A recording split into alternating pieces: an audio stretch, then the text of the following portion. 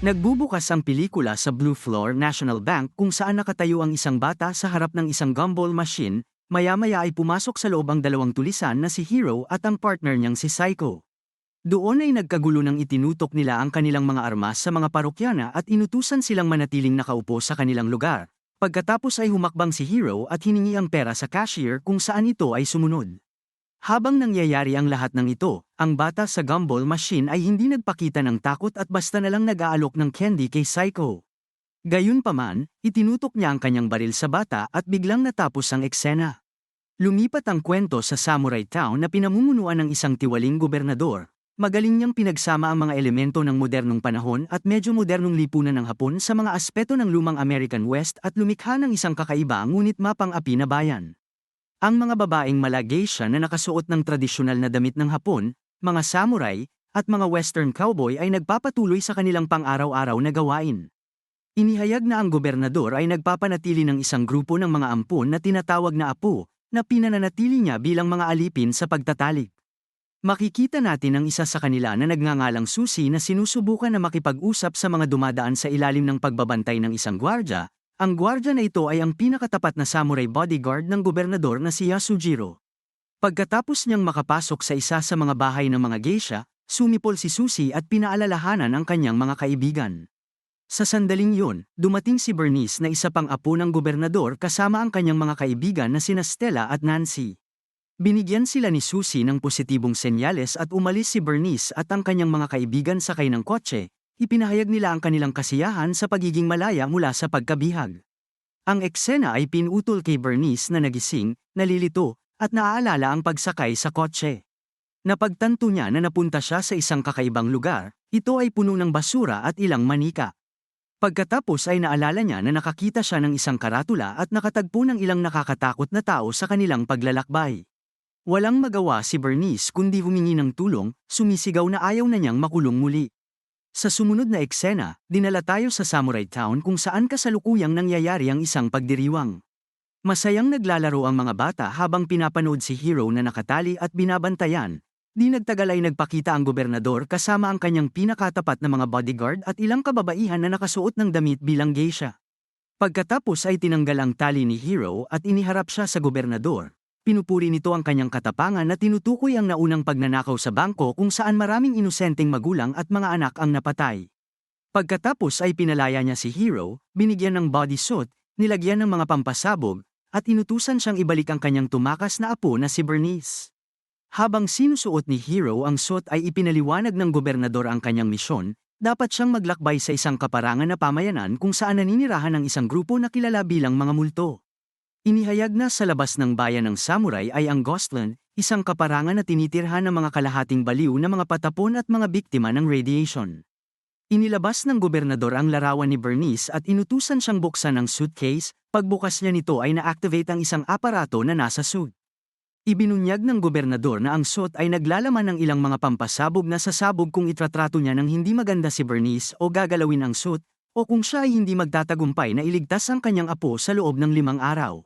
Ngunit kung matagumpay niya siyang maibabalik ay tatanggalin ng gobernador ang bomba. Dahil walang pagpipilian, sumang-ayon si Hero sa misyon at tumungo sa isang highway na patungo sa Ghostland.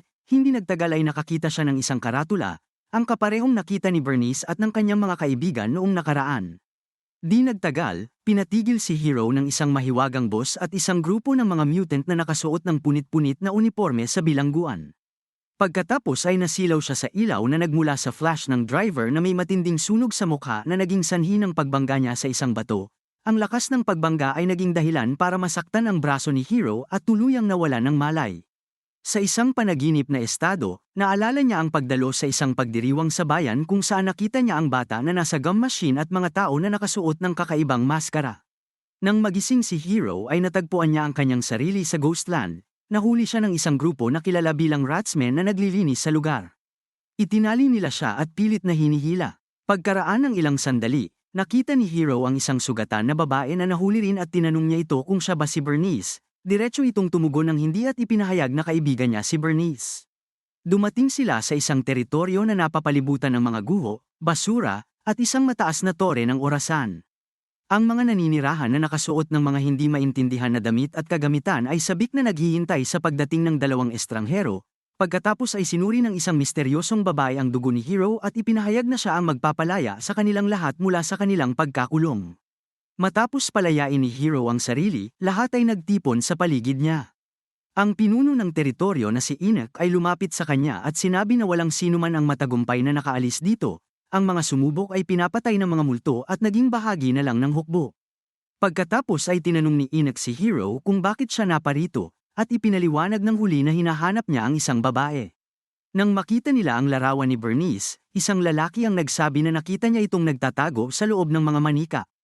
Pumunta si Hero sa nasabing lugar at sa huli ay nahanap niya si Bernice, ngunit hindi ito tumutugon sa kanya. Lumalabas na ang kanyang utak ay hindi masyadong gumagana dahil sa kanyang trauma mula sa aksidente sa sasakyan. Ipinaliwanag ni Enoch na dumarating ang mga multo, pinapatay ang mga babae, at kinukuha sila. Sa makatuwid ay itinatago nila ang mga ito sa loob ng mga manika. Si Hero ay hindi nabigla sa pahayag dahil ang tanging iniisip niya ay makumpleto ang kanyang misyon, kaya naman ipinakita niya kay Bernice ang larawan ng kanyang lolo at sa huli ay nakumbinsi niya siya na sumama sa kanya. Sa susunod na eksena, kinargahan ni Hero ng gasolina ang kanyang sasakyan at umalis sa Ghostland. Tinanggal niya ang mga patong ng manika sa mukha ni Bernice at hiniling sa kanya na tanggalin ang bisa ng kanyang suit. Lumalabas na inayos ng gobernador ang bodysuit sa paraan na made-deactivate ito ng boses ni Bernice. Sa kasamaang palad, hindi makasagot ang babae dahil may trauma pa rin ito. Sa sandaling ito ay hindi sinasadyang na-activate ni Hero ang isa sa mga pampasabog ng kanyang suit, na nagreresulta sa pagkawala ng isang itlog na naging sanhi ng kanyang pagkawala ng malay. Sa isang bangungot, natagpuan ni Hero ang kanyang sarili sa araw na sinubukan nilang magkaibigan na magnakaw sa bangko. Ipinagpatuloy ang eksena kung saan itinutok ni Psycho ang kanyang baril sa bata, sinubukan ni Hero na iligtas ang batang lalaki ngunit si Psycho ay nagpaputok na nagresulta sa pagtama ng bala sa gum machine. Desperado na sinubukan ni Hero na mapakalma ang kanyang kaibigan, ngunit napatay ng huli ang isang gwardya at ang bata. Hindi nagtagal ay nagkaroon ng away sa pagitan ng dalawang magkaibigan at bumagsak sila sa isang salamin na bintana, dumating din ang mga pulis at nagsimulang barilin ng walang tigil si Psycho. Ngunit nauwi sila sa pagpatay sa isang babae na naging dahilan para maulila ang kanyang maliit na anak na babae. Maya-maya lang ay may lalaking lumapit sa babae at ginulo ang buhok niya ng may pag-iingat. Sa kasalukuyan, napagtanto ni Hero na si Bernice ay ang parehong batang babae na ang ina ay napatay sa kaguluhan at ang gobernador pala ang umampun sa kanya. Pagkatapos ay humingi ng paumanhin si Hero kay Bernice dahil sa pagkawala ng kanyang ina at nangakong palalayain siya sa Ghostland. Sa oras na yun ay biglang lumabas ang usok at lumabas dito ang mga multo. Ang mga mutant na lalaking ito ay tila mga nilalang na parang mga zombie na gusto ang dugo ng mga tao. Sinimulan nilang salakayin si Hero at sa panahon ng kaguluhan, isa pang pampasabog sa kanyang braso ang pumutok. Nang marinig ang tunog ng pagsabog, ang mga umaatake ay mabilis na nawala. Gayunpaman, ang pagsabog ay namamahala upang ibalik si Bernice mula sa hindi paggana ng kanyang utak. Dito ay nabunyag na hindi siya tunay na apo ng gobernador, kundi isang bilanggo lamang ng kanyang hindi magandang pamumuno tulad ng marami pang iba. Samantala, may isa pang pangitain si Hero kung saan siya nakatayo kasama ang mga tao ng Ghostland. Ipinaliwanag ng isang babae na ang rehiyon ay dating pabrika ng kemikal na pinamamahalaan ng gobernador kung saan sinubukan ang mga sandata ng nuklear. Isang araw, ang isang malaking banggaan sa pagitan ng nuclear waste transport at isang prison bus ay nagresulta sa isang mapangwasak na pagtapon ng nuklear na basura. Ito ay humantong sa pag-quarantine sa lugar at ang mga naninirahan doon ay nakulong, sa huli ay namatay sila dahil sa pagkagutom. Sa loob ng rehiyong ito ay matatagpuan ang pamayanan na kilala bilang bayan ng samurai na pinamumunuan ng kilalang gobernador, pagkatapos ay ipinaliwanag ng babae na ang sinumang dumaan sa rehiyong ito ay hindi na makakabalik. Nang humingi ng direksyon si Hero, kinilala ng babae ang kanyang tunay na intensyon at sinabi sa kanya na maliligtas niya ang lahat kung tutulungan niya ang babae. Naniniwala siya na dumating siya para iligtas si Bernice at may kakayahan siyang palayain silang lahat. Nang magising si Hero ay napagtanto niya ang koneksyon sa pagitan ng mga mutant at ng Ghostland, sila ang mga bilanggo na bumangga sa nuclear waste transport na naging sanhi ng sakuna. Ang tore ng orasan at mga guho na nakita niya noong unang pagpasok sa Ghostland ay mga labi ng nawasak na plantang nuclear, at ang mga naninirahan sa lugar ay ang mga hindi mapakali na espiritu ng mga namatay sa sakuna. Ang Ghostland ay isang kaharian para sa mga patay, gaya ng iminungkahi ng mga puting streamer, mga kasuotan na may malaanghel na pakpak na balikat, at maraming manika na nakatago sa lugar. Maaaring makapasok sa lugar na ito sina Hero at Bernice dahil ang katawan nila ay kalahating patay, si Bernice ay dahil sa emosyonal na trauma mula sa pagsasamantala ng gobernador at si Hero na may pisikal na pinsala. Ibinunyag pa na ang Ghost Land ay hindi isang espiritual na kaharian kundi isang kulungan na ikinukulong ang mga kaluluwa ng mga hindi mapakali na espiritu. Nang malaman ang lahat ng ito, naging matatag si Hero na iligtas sila. Sa sandaling yun ay nagsimulang tumunog ang aparato ng kanyang suit habang papalapit ito sa huling countdown, napagtanto ni Bernice ang bigat ng sitwasyon kaya nagsimula siyang maniwala sa kanya. Pagkatapos ay lumapit siya sa suit at sinabing, "Ako si Bernice, dahilan para ma-deactivate ang mga pampasabog sa ngayon."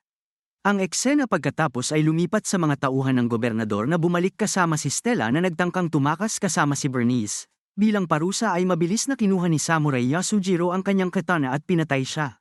Sa Ghostland ay tinipon ni Hero ang lahat ng mga naninirahan at sinabi sa kanila ang nakita niya sa kanyang panaginip, pagkatapos ay pinagrally niya ang mga Ghostlander upang mag-alsa laban sa pang-aapi ng gobernador. Sa bayan ng Samurai, isang babae na nasa isang selda ang nakipag-usap kay Yasujiro na nagpapaalala sa kanya na nangako ang gobernador na palalayain siya kung susundin niya ang mga utos. Nagtatanong siya kung dapat silang manatiling tapat sa kanya o mag-alsa. Pagkatapos ay ibinunyag na ang kapatid na babae ni Yasujiro ay isa rin sa mga apo ng gobernador. Pagbalik sa Ghostland, inanunsyo ni Hero sa lahat na aalis sila sa susunod na araw. Ang kanyang pahayag ay nakatanggap ng mga tawa, ngunit si Inek ay sumuporta sa kanya na nagsasabing dapat silang lumaban ng sama-sama. Pagkatapos ay humingi si Hero sa Ratsmen ng ilang mga supply, kabilang na ang isang helmet at isang armas. Sa oras na yun ay bigla silang hinarap ng mga mutant at ng kanilang pinuno, ang taong nalapnos sa sunog. Agad na kinilala ni Hero ang pinuno bilang ang kanyang matandang kaibigan na si Psycho, na isa sa mga bilanggo sa bus na bumangga sa nuclear waste transport. Sa panahon ng sakuna ay sumiklab ang apoy na nagdulot ng pagkasunog ng mga bilanggo, ang ilan ay nag-ibang anyo na mala zombie dahil sa nuclear reaction at ang iba ay agad na namatay dahil sa kanilang mga pinsala, habang si Psycho ay nagtiis sa matinding sunog sa kanyang mukha. Tinanong niya si Hero kung bakit siya nagtaksil sa pamamagitan ng pag-iwan sa kanya kasama ang mga pulis. Sumagot si Hero na nagsisimula na siyang mawalan ng kontrol at naging agresibo. Nawalan siya ng pag-asa sa kanya nang kumitil siya ng mga inosenteng buhay sa panahon ng pagnanakaw sa bangko. Sa pamamagitan nito ay inayos ng dalawang magkaibigan ang kanilang hindi pagkakaunawaan at humingi ng tawad sa isa't isa. Sinabi ni Psycho na ang gobernador ay isang mandaragit at dapat siyang patayin upang matiyak ang kanilang kalayaan. Sa sumunod na eksena ay makikita natin ang gobernador na gumagawa ng kanyang karaniwang kalapastanganan sa mga tao, kumpiyansa niyang iginiit na siya ang dahilan sa likod ng mapayapang kapaligiran ng bayan. Sa sandaling yun ay dumating sina Hero at Bernice sa pinangyarihan na ikinagulat ng lahat. Hiniling ni Hero na tanggalin ang kanyang suit ngunit tumanggi ang masamang gobernador. Sa halip ay inutusan niya ang kanyang mga tauhan na tapusin ang parehong mga kaaway, sa kaguluhan na ito ay nagkunwari si Hero at ginawang hostage si Bernice. Ito ang nagtulak kay Susie na natrauma sa pang-aabuso ng gobernador na palihim na tumakas sa mga gwardya. Hinawakan niya ang isang kalapit na machine gun at pinatay ang karamihan sa mga tiwaling lalaki na tumulong sa gobernador na magkaroon ng kapangyarihan. Ngunit siya rin ay binaril at nasugatan sa proseso. Samantala, buong lakas na nilabanan ni Hero ang mga kalaban gamit ang mga armas na ibinigay ng mga Ratsmen. Siya rin ay lumilitaw na isang malakas na manlalaban ng karate. Binuhat naman ni Bernice ang sugatan na si Susie at tinangka itong dalhin sa mas ligtas na lugar. Hinabol sila ng mga gwardya, ngunit sa kabutihang palad ay isang samurai ang nagligtas sa kanila. Matapos mapatay ang lahat ng mga armadong gwardya, isang huling showdown ang naganap sa pagitan ni Hero at Yasujiro. Ang samurai sa una ay natalo si Hero na may ilang mga pinsala sa kanyang katawan, matapos ang walang humpay na tunggalian, saglit na huminto ang dalawa at ibinaba ang kanilang mga sandata. Ngunit ito pala ay pandaraya ni Yasujiro dahil mabilis niyang kinuha ang kanyang sandata at sinubukan na atakihin si Hero. Gayunpaman, naisip na ng huli na mangyayari ito kaya kinuha niya ang isang katana mula sa lupa at pinatay si Yasujiro. Samantala, nilapitan ng gobernador si Susie para humingi ng tawad, ngunit matalino niyang kinuha sa kanya ang susi ng bodysuit ni Hero. Nang kumilos siya upang gumanti, kumilos si Bernice sa pamamagitan ng pagbaril sa kanya ng ilang beses na nagtapos sa kanyang malupit na pamamahala. Pagkatapos ay kinuha ni Hero ang susi mula kay Susie at sa wakas ay natanggal ang device sa kanyang suit. Nang tuluyang napatay ang gobernador, Isang babaeng nakasuot na parang uwak ang bumalik sa Ghostland upang sabihin sa mga naninirahan ang nangyari. Natutuwa sila sa balita at sinasabing sa wakas ay malaya na sila sa oras. Ang tore ng orasan ay gumuho, at ang eksena ay biglang naging itim. Pagkatapos ay pinutol ang eksena kina Hero, Bernice, at Susie na nakaupo sa isang hintuan ng bus sa Samurai Town habang ang iba pang mga taong bayan ay nagpapatuloy sa kanilang pang-araw-araw na gawain. Tuwang-tuwang sinabi ni Hero na ang bayan ng Samurai ay magiging isang magandang lugar balang araw. Salamat sa panunood. Para lagi kayong updated sa susunod na kwento, mag-subscribe at siguraduhin na naka-on ang notification bell. Ingat!